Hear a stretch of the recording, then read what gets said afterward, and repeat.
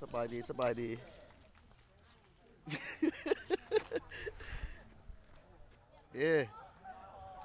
กองหน้าเนาะมาทัศนะเบิ่งศูนย์ค้นคว้าแนวพันธุ์ต่างๆอยู่ในศูนย์เป็นยังไงนั้นเขาลงติดตามกันเองนี่คือสาวปักเซ่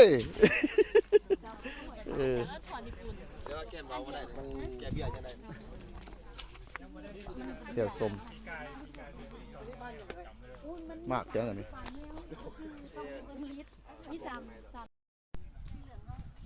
นี่เป็นศูนย์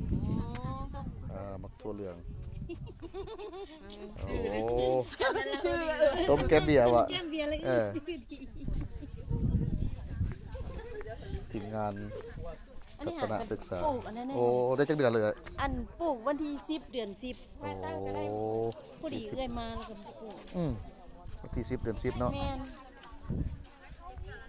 พร้อมกันโอ้มีอย่างแน่อยู่ในสวน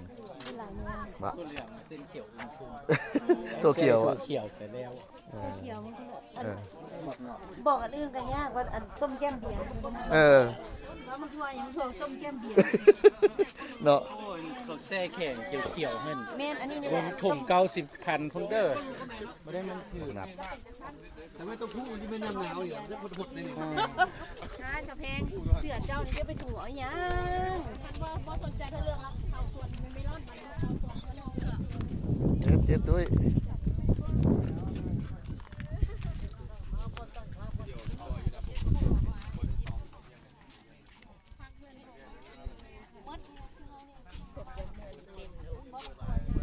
กิโลหลายโพด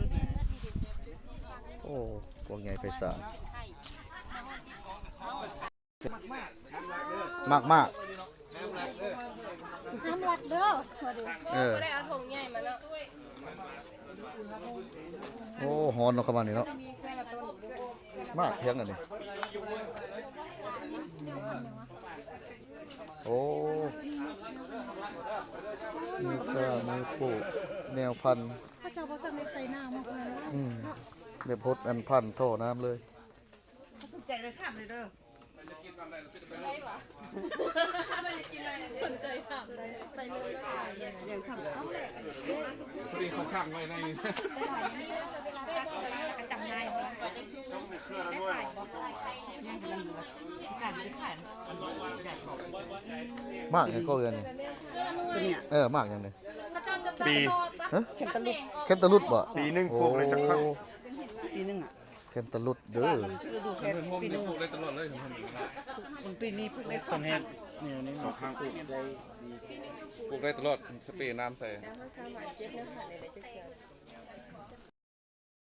นี่เป็นสวนมักทุเรียนบาทนี่สวนมังกรตัวกวงใหญ่ไพศาล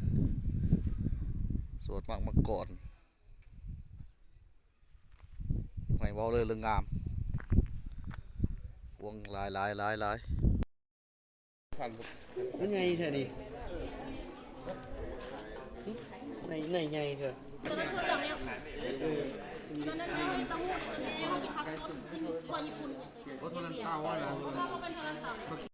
อันนี้มัน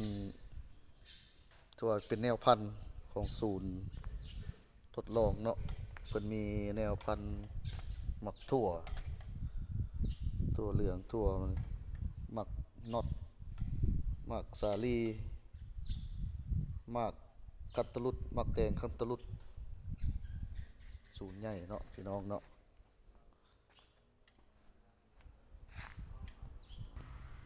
นี่ถือว่าเป็นรูปภาพแต่ละกิจกรรมของเพิ่นเนาะ